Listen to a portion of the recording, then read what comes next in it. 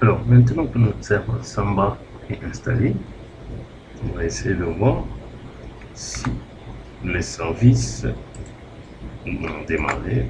On va taper la commande etc init.d smb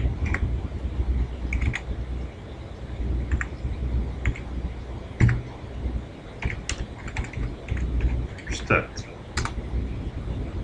Voilà. Utiliser Samba start. Voilà. Donc, ok, cela veut dire que ça marche. Rappelez-vous qu'on avait tenté d'accéder à notre serveur sans succès. Je vais retaper, relancer pour voir si je peux accéder à mon serveur. Oups, c'est joli, j'ai une réponse. Là, on me donne l'imprimante par défaut, qui est le copieur avec son adresse IP. Et rappelez-vous qu'on avait mis un commentaire. Je mets liste. Ici, on me dit affiche les imprimantes, télécopieurs qui vous aident, etc., etc. Alors, Ubuntu serveur, en parenthèse Samba Ubuntu, cela est donné par un élément dans le fichier de configuration. Alors, ce qu'il faut maintenant, c'est éditer le fichier de configuration. Mais un conseil, avant d'éditer quoi que ce soit, il faut toujours sauvegarder en tapant la commande copie etc Samba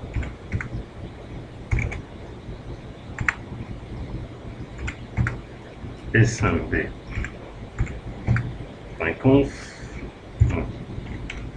etc Samba smb.conf.org. Ok, ensuite je vais mettre simplement vim etc Samba smb.conf. Alors vim n'est pas installé, je vais rapidement l'installer.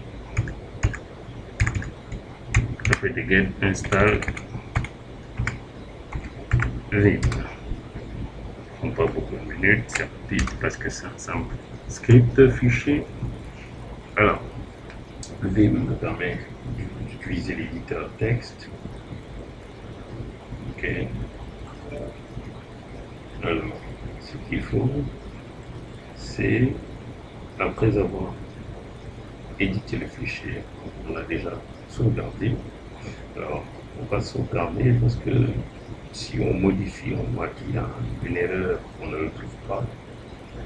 Au lieu de se casser la tête en recherchant un virgule, etc., on restaure et donc la restauration suppose simplement qu'on avait déjà fait une sauvegarde.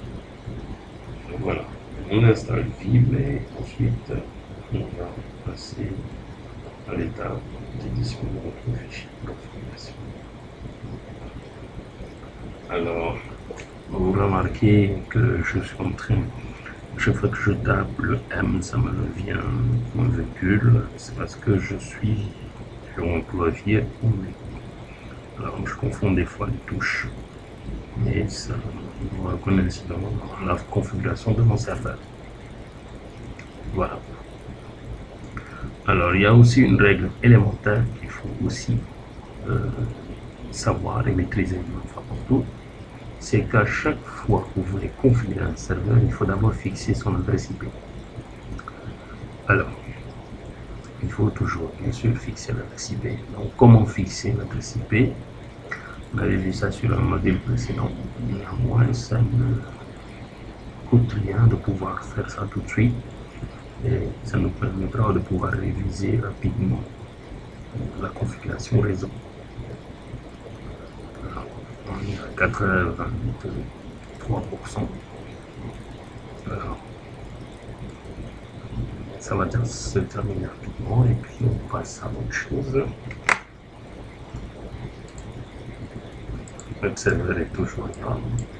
Il répond. Le ping aussi répond. Voilà, sans problème. Alors, on va passer nos deux écrans. On va réduire un peu le premier écran et on agrandit parce que ça nous servira toujours. Ok, le Vim est installé. Donc il suffit simplement de retaper notre dernière commande et nous avons le fichier de configuration. J'entre en mode insertion. Alors, je vais rapidement changer le workgroup. Le workgroup va s'appeler simplement Sublabo.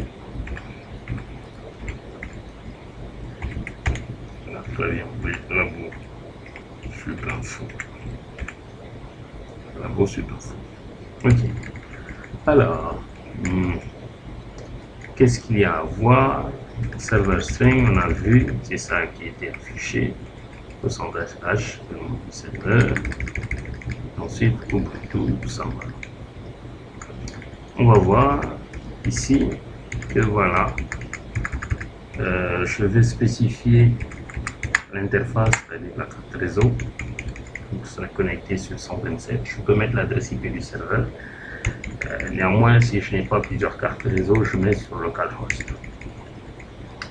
Alors, après, je vais simplement passer à l'authentification. Le mode d'authentification, security égale à user. Ça veut dire que chaque utilisateur qui veut se connecter à mon serveur doit automatiquement avoir un compte Samba actif. Ok, Unix password 5 yes, etc., etc. Là, donc là, nous allons rapidement domaine login nouveau. Ok, et nous allons créer ici, par exemple, rapidement pour les cartes réseau, socket, option. Et ces options-là nous permettent de pouvoir utiliser la carte réseau et de manière optimale. Alors, nous allons aller au niveau du home. La home a été commenté. Alors, home, partage, home directories for Subinfo. Right. Browsable, est-ce qu'on peut le parcourir? On va dire no, parce qu'on n'a pas besoin. Chacun va avoir un accès à son propre répertoire de travail. Read only, yes. Ok. Create mask 700. Create mask 700. 700 c'est 7. 7 c'est 4 de 1. 4 en lecture, 2 en modification et 1 en exécution. Alors, directory mask, idem aussi pour les répertoires. Ok. Ensuite, valid user, on a vu pourcentage S. NetLogin, on n'a pas besoin pour l'instant de l'activer. Profile, même chose. Printers est déjà activé. Print $ est activé. Alors, je vais rapidement créer un partage. J'entre en mode insertion. Sinon, je tombe d'abord. Alors, je mets échappe. Alors, 2 points. Je vais mettre les 2 points, je ne me retrouve pas. Échappe.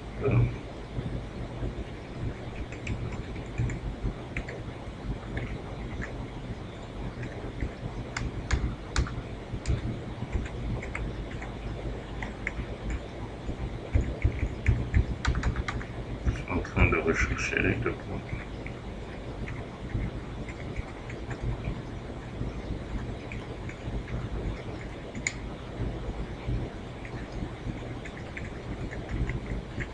Alors, c'est difficile de travailler avec un anglais, un clavier anglais. Je prends le shift. Ah, 2 points. Voilà, je vais retrouver les 2 points. Donc, échappe. 2 points. X.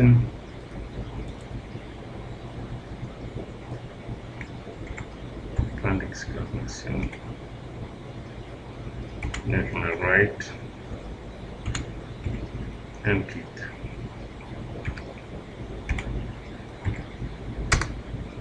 Voilà.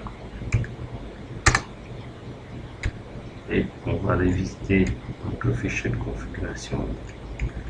Les bons, les possibles. Voilà. Fichier right and quitte. Je vais relancer le serveur Samba. Voilà. Voilà. Donc, notre serveur est lancé. Je vais essayer de voir avec SMB passe WD-A. Voilà, l'utilisateur root. Voilà. Okay. SMB. Voilà. On a oublié le B. Une demande new password, new SMB password, je mets 1, 2, 3, 1, 2, 3, added user root. Je vais redemander mon service, il marche, je vais essayer de me connecter en tant que root pour voir. Je vais tout reprendre en mettant demander exécuter. Je vais accéder au partage. Voilà. Et vous voyez ce que ça va donner. Je lui dis c'est route avec le mot de passe 1, 2, 3. Oups, il s'ouvre. C'est bon. Donc, ça veut dire que je suis arrivé à configurer mon serveur Samba avec son partage, hein, bien sûr. Aucun partage qui a été géré, mais en étant connecté en tant que root. Donc, si je reviens au répertoire, là, j'ai mon dossier root. Si je le ferme, je reprends ma requête. Vous voyez, exécuter. Bien sûr, je suis connecté en tant que root, donc il n'y a plus de problème.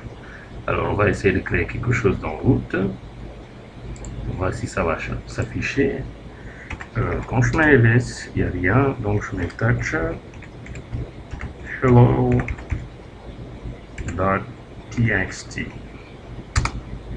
Ok. Je quitte. Je veux vérifier ici. Oups. Oh, hello.txt. Pour l'instant, il n'y a rien. Je lui dis hello. Je quitte. Oups. Je n'ai pas le droit de pouvoir modifier quoi que ce soit. Ok. Donc, je quitte en lui disant non. Donc, quand j'ouvre, il est vide. Je vais le modifier à partir de Samba. Je lui dis simplement echo